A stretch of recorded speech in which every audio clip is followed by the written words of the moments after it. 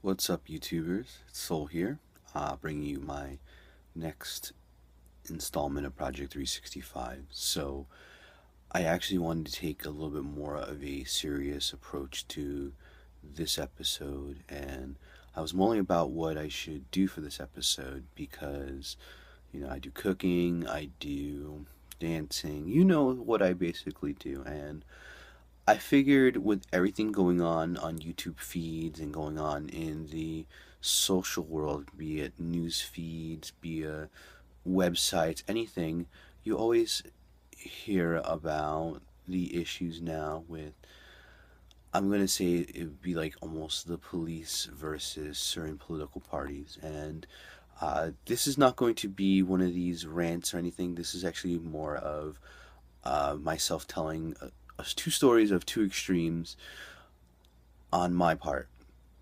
So the first story starts when I was 16. I was with my best friend, and we used to work for a summer camp. And one of the things that they did in summer camp was a night out on crime, which is basically you would rally and then you have guests like, local political figures. You'd have law enforcement, everything come in and into this rally. So lo and behold, after the rally was over, me and my friend were heading home, and a kid actually stopped us. And he asked for some money, and me and my friend at the time don't have money. We're freaking high school kids going out trying to get home, and my friend told the kid no. And at the time we had probably a few electronics on us, but no money. And all of a sudden, one kid turned to five kids surrounding us, and my my best friend in the world is a pretty tough guy. Like he'll fight people tooth and nail, and my best friend was like, let's just step back, not like go what they're saying, and it was a little weird to me. And these kids all of a sudden surround us and start searching us for money. And like I said, we had no money. We had electronics, but they seemed more interested in money. And I had asked my friend, why did we not fight? And he's like, they had a weapon on them.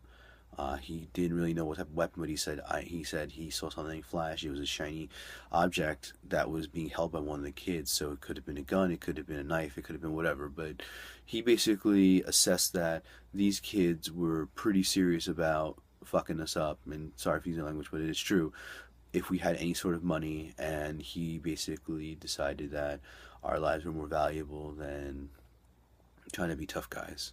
Fast forward decade plus later, and as you guys know, that I record all my videos in parks in different areas, and uh, during Monday through Wednesday, I always wear my work clothes, basically like slacks, dress shirt, etc., etc.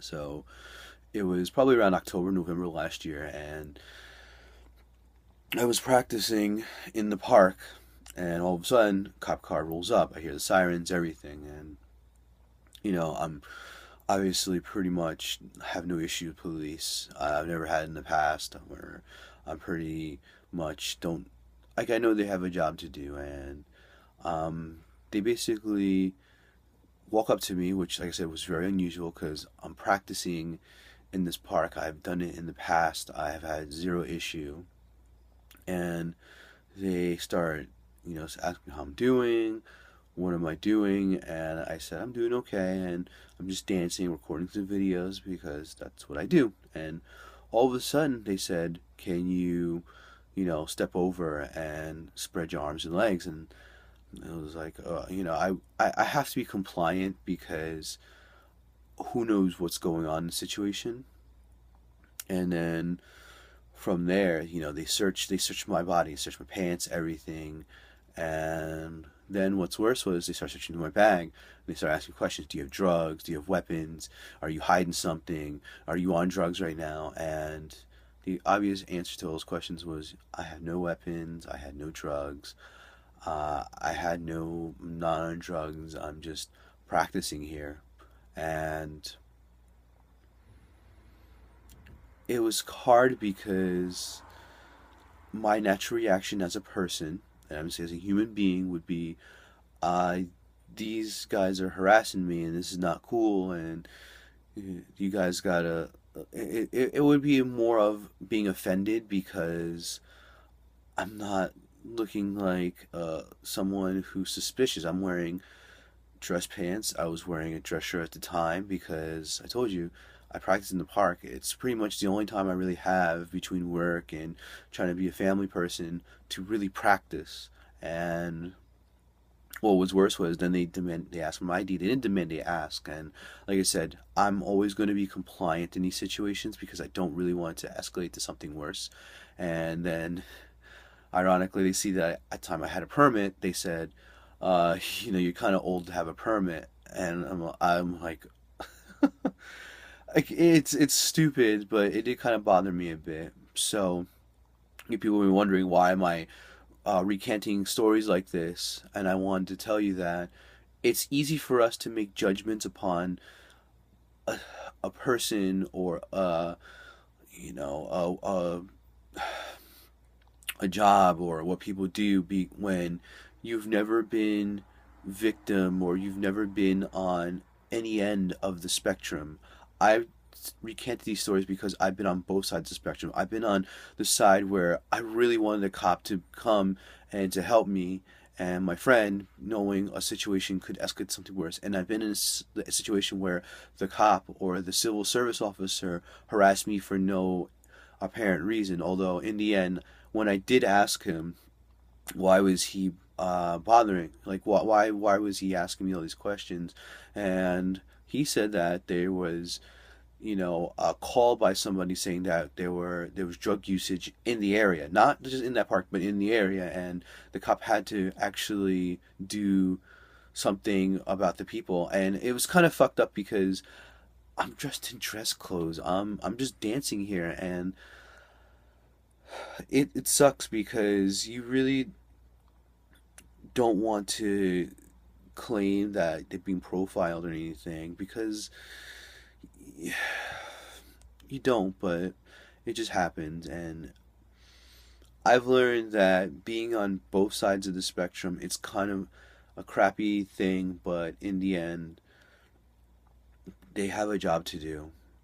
It's so freaking hard to like I said, I wrote, be a human being these days because you do nothing and you get scrutinized, patronized, bothered. You do something in life, you get scrutinized, patronized, and bothered. And all we can do day by day is just live. And that's the reason why experiencing, not just looking, not just watching stories, but being there, not to the extreme that some people are, but I was. You watch these videos. What's it start out with? It starts out with a cop probably has a job to do, and he has to make those decisions. It's kind of crappy that they have to make the decisions, but they have to make these decisions.